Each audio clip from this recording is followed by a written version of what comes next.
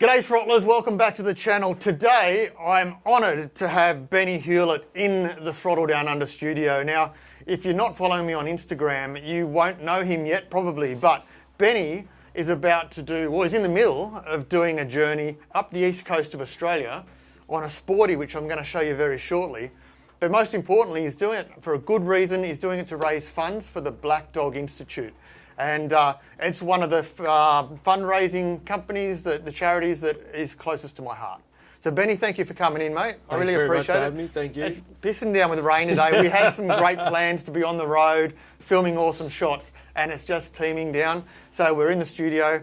But Benny, tell us a little about yourself first. Yep. and your background. I grew up in country Victoria. Went to school out there. Closest town that I went to school to was a population of about 200. When I grew up, high school, run around playing footy, doing all those things. Got to 18, got to the end of year 12, didn't know what to do, so went to uni, and that was all right. 12 months of chasing nursing students pretty much was all it was. And then dropped out of uni, had a few casual jobs, working at the pub, working at the milk factory, and then decided to join the army and do a trade. So I actually joined the army in '99 and become a mechanic. And that was fantastic, really loved that. Ended up from Wagga Wagga to Albury Wodonga to Brisbane to Townsville. When I was up at Townsville, 1st Battalion deployed to East Timor, so I went overseas for 7 months, thoroughly enjoyed that. Come back, a few promotion courses. 2006, had a really nasty accident. I was in hospital bed for quite a while, a wheelchair after that, and then had to learn to walk. 12 months off work. Not recommended. Got back to work, couldn't deploy overseas, so they offered me a job as a trade school instructor in the army. So I taught down the trade school for 4 years. In the middle of that though, I got a pretty cool gig building burnout cars for the army. All right. So I did that for a couple of years, touring around the country. Finished off my time over in Adelaide, had a young family at that stage. Discharged from the army, moved out to Cobar in New South Wales, went underground hard rock mining for 10 years. And really enjoyed that experience, met some amazing people, really interesting to be in that space, in that industry. Had a marriage breakdown, moved back down to Echuca, Victoria, where I'm from. And yeah, I've just sort of been doing a few bits and pieces, auto, lecky, driving trucks, swinging spanners, just whatever I need to do to pay bills, support my little family. Yeah. And yeah, I love riding motorbikes, and I'm a big advocate for mental health, good mental health, and opening up avenues for people to access those tools or that assistance where they need it. Sure. So in the lead up to deciding you're going to do this journey, and not only, like, a lot of people ride that journey, which is a great thing, but to make the effort to actually ride it for a purpose, why did you decide to do that? Redmond from the Thong Slappers, I'll blame him for all of it, I'll drop him straight into it. So Red and I were talking about going to Tasmania and doing a couple of weeks down in Tassie. And we started doing a few sums and a few figures, what was going to cost, how much time you need. And then he said something about riding from Townsville down to Victoria to meet me. And I'm like, that'd be a good ride. And I started to look at it and like, which way would I go? How far each day? How long would it take? And then I sort of broke that down and I'm like, well, you know, if I did this many Ks a day, I could probably do it. If this fuel was this much and I stay with mates, it would probably cost me about this. And then I looked at it and I'm like, well, you know, in the later half of this year, I've got a few more work opportunities coming up that'll really tie me up. And I thought, well, if I don't do it now, I might be 50 real quick and still haven't done it. So maybe I should do it now. And if I'm doing that selfishly, maybe I could do this for a fundraiser, because I've done a few fundraisers before, like running on Empty Festival and a few other things. And I thought, well, maybe I could do it as a fundraiser. Maybe I could get in contact with Black Dog Institute and make it a ride. Maybe I could document it. Maybe I could do this. And I had rough little plans sort of sketched out in my head. And I didn't really know, am I going to do it? Am I going to do it? Arm and an arm, flirting with it, mucking around, losing sleep over it. And I spoke to Nick Niven and I spoke to Mum, and they just said, look, think you should do it. It's a great idea. And it was honestly 2 days before I left, spoke to Des at Ken Oath, spoke to those amazing people at Black Dog. Yep, I'm doing it. This is my itinerary. I'm off. And Next thing I know, I'm halfway to Phillip Island, and you have that realisation. You're like, oh, we're doing it. We're away. I'm Edmund Townsville. So yeah, it just sort of come together like that. But it was more of, if I don't do this now, when am I going to do it? Yeah, absolutely. So yeah, man, that's where we are. So you mentioned Des from Kenothe, and you guys know Des because you've followed me for quite some time, and Des pops up quite a bit in Throttle Down Under news. But Desi has set up a T-shirt, which I've ordered one. I'm going to put an overlay on the image now, but it's a very cool T-shirt with Benny's bike in it. So if you want to help out Benny, there's a couple of ways you can do it. Number one, you can get a Kenothe Benny's T-shirt. I'll put a link in the description below. And it's a very cool T-shirt. You'll love to have it. The second way, and also probably the best way, is you can donate directly to your fundraising page. So what's the... So if you look up, if you get on the Black Dog page and look up Benny's Coast Run, Yep. You'll find it there. If you happen to be on Instagram, if you look up the hashtag Benny's Coast Run, or Riverina Heathen, or Throttle Down Under, or Kenothe, you'll find some way to me. And we've got a bit of a tally going. I started off at 50 cents a kilometre. We broke that, I think. I was told everyone I was going on the ride, and the next morning I woke up and we were already there. So I changed it again, and Hazy, I think, said to me, he goes, make it $2 a kilometre. Yeah. Okay, so I made it 6,700, 800 or whatever it was. Smashed that, woke up this morning, we're up to 7,400, so yeah, just crazy. Killing it. Crazy. And his initial target was 1,600. To give you an idea of where he's at, 7,400 as opposed to 1,600, that's a really big kick, which is great. Yeah, it's great. Yeah, It's been I knew good, you'd kill it anyway. When I saw that, I thought, man, he's going to kill that with ease.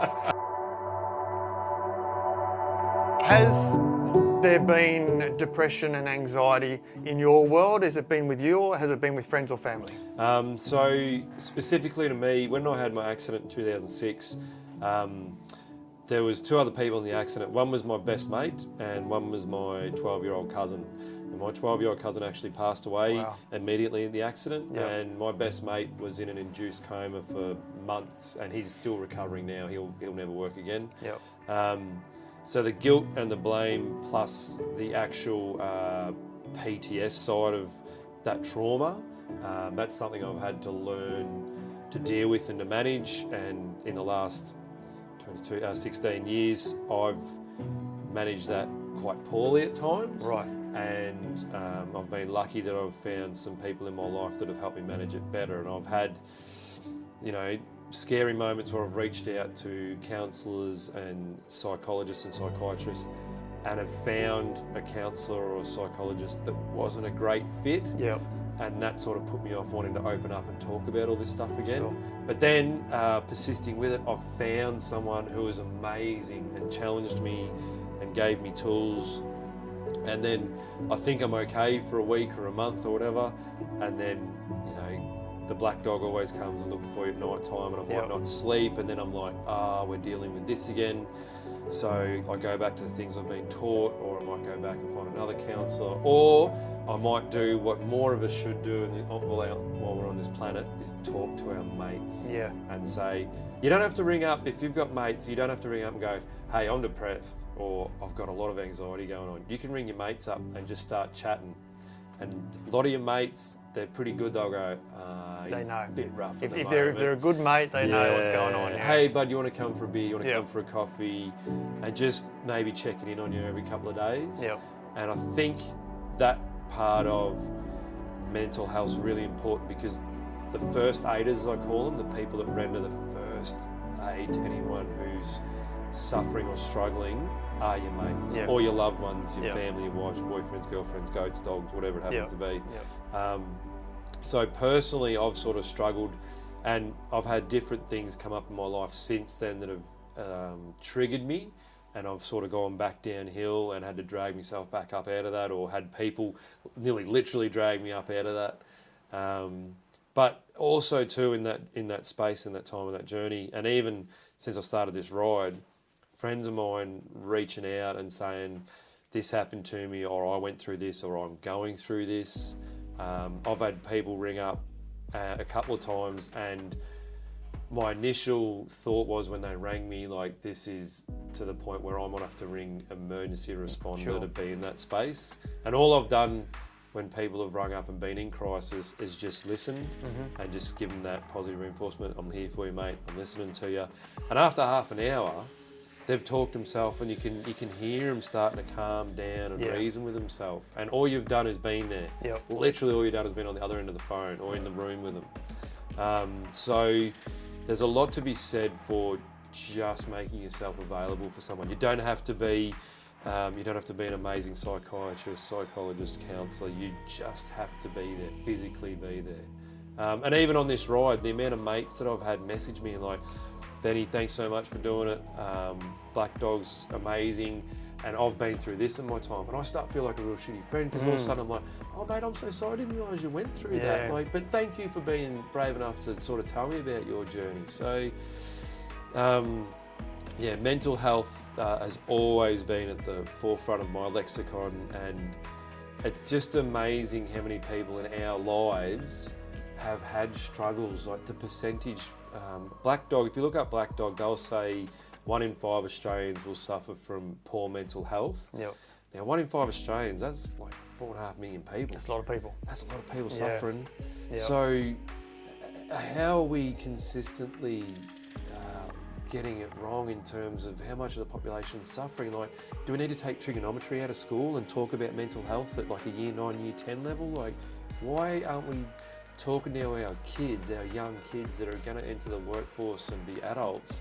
This is how you have brave conversations with your friends. This is how you identify if you've got a mate in crisis, and give them basic tools to how to listen, and then how you would suggest to a friend, I know this really good organisation, I know this really good human being who happens to be a counsellor that might be able to help you or give you tools for what you're going through. So why aren't we doing it at the school level before we enter adulthood and expected to take on all these responsibilities, and then everything doesn't go to plan, and you have romance breakups, you get sacked from jobs, you might have a car accident and go through a bit of trauma, and you don't know how to deal with all that. So that's why I'm passionate about mental health. I think that's really interesting that you said all that, because looking back at my education as a kid, you learn a lot of things that you'll never use again for the rest of your life.